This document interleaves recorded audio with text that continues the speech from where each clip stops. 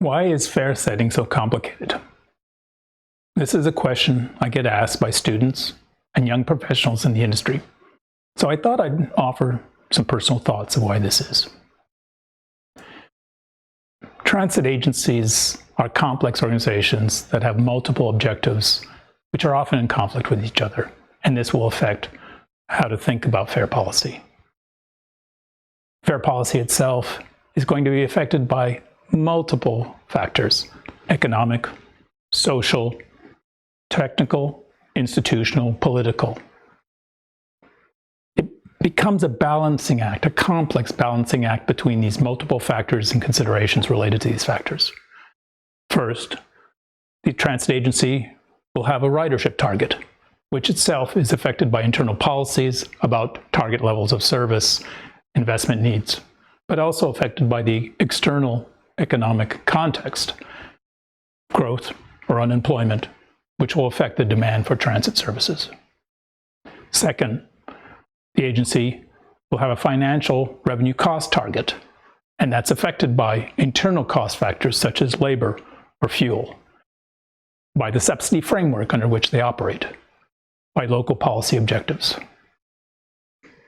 The agency will have societal objectives: how to provide service to the transportation disadvantaged, how to provide environmental justice, how to serve accessibility.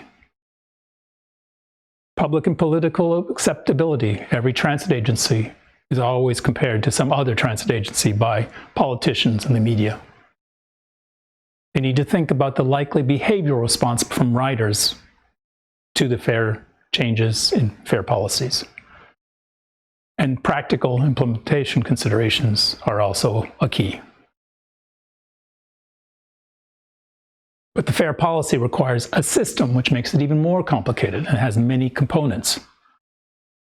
Fare structure, which identifies fare categories: adult, discounted fares, social fares; fare products, which may vary by time of day of the week, by geography, there might be zones, by service type. You may wish to charge a higher fare for express bus and commuter rail. By the transfer policy. Then one has to think about the fare media that are used to implement these fare products. How are fares sold and distributed? And then how are fares collected? What techniques, what technologies? As a result, the fare system is complex and expensive and rarely changed. So this really puts a constraint on rethinking fare policy. But new advanced fare collection technologies, such as smart cards, which aren't new but are evolving, mobile ticketing, and account-based open payment systems are offering new opportunities to rethink policy, fare policy.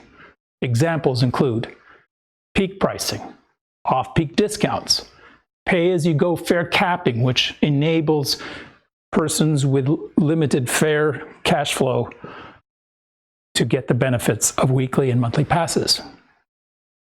We're starting to think and move towards integrated payment for multiple modes beyond transit. And eventually these technologies may enable mobility as a service. Thank you.